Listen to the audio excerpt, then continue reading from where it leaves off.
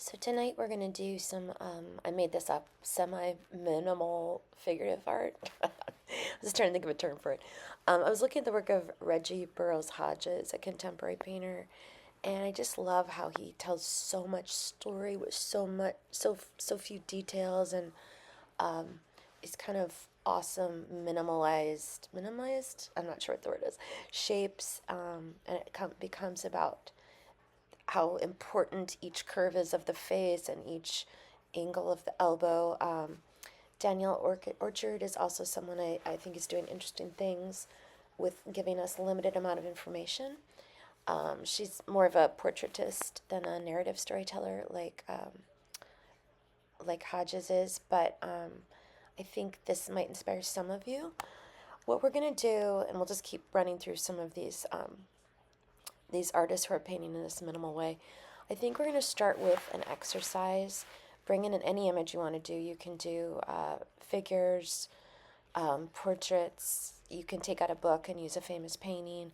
But what I want to do is I want to do a few different levels of like doing this minimal representational work, where we're going to take this image and we're going to do it 3 different ways if you feel like doing it. And we're going to use less and less information each time. So in the first one, we're going to use like 15 shapes. The next one, we're going to use like 8 shapes. And then the final one, we're going to use like 5 shapes and see what happens when we continue to remove information. Because while I love a maximalist painting, I'm a maximalist painter myself. There's something about the removal of all but the most important things, like in Margot Bergman's situation, it's the eyes and the multiple eyes. Everything else is kind of secondary. So it's kind of an interesting way to approach it, like what information is completely vital, which line is completely vital, which color is completely vital. And then even if you don't paint in this minimalist style,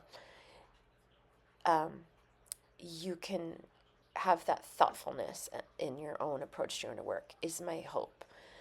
So some of you, and this is Katherine Bradford, who is one of the biggest in the world right now, and one of the kind of leaders of the revival of this kind of approach to representation. But yeah, I'm hoping that even if you don't want to paint like this is step one in a new type of approach for the day at least, so maybe you will do these 3 quick little studies, and one of them will inspire you to do a completely new painting. Maybe this will just be as if it's your sketch equivalent, and then you'll start building up your normal amount of information. I really want this class, you're all really good, so we can play with a lot of this. Like even this Marcus Jahmal, like by having such little information, everything's there. I notice that pigeon seems really important. The paintbrush is really important. So I think there's something to be said about paring down, I guess is the word I'm looking for. Now, Maira Kalman is not any sort of minimalist in her, she packs in everything, but her figures are definitely lacking information. They've definitely been pared down. And I know a lot of you are a fan of hers, so I just thought I'd include her, even though she's a little bit more information in her settings. But there's precedent in art history. Kirchner, I think, didn't give us a lot of information in his figures, but what he did is important. He's more stylized than a lot of these, but I always think of him as being kind of strangely in his figurative work, a minimalist, semi-minimalist. So you could have these very simple forms, and maybe the surrounding setting is very busy. Maybe it's just, maybe you want to just practice really making a very minimal figure. I know he's not really like the other ones, but I think of him as being a step towards this contemporary minimal figurative. Matisse too, if you look at his later work, there is not a lot of information in these figures. There's a lot of simplicity in his later figures. Very little information. As usual, the tapestry is probably more, we're given more of the clothing than the face. But he definitely, an Irish painter, William Scott, who somebody actually in my YouTube channel directed me to, and I am grateful. I really like his work a lot. Um, yeah, and so again, very simple, simplified.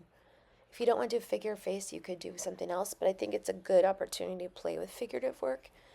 Horace Pippin, again, big fan. And look at this, like how he gets the simplest gesture to tell us so much about what's happening to the person, um, the weight of walking through that snow. I really love how he does people and foxes. I love that painting.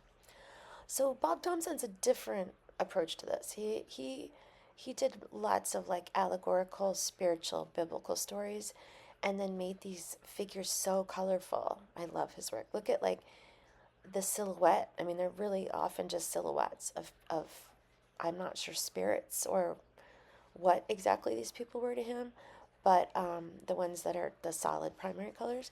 But yeah, so that's another route too. You could literally have almost no information. So yeah, we're going to start out with some simple exercises. Bring in an image that you would like to try and make in a minimal form. See you later. Bye.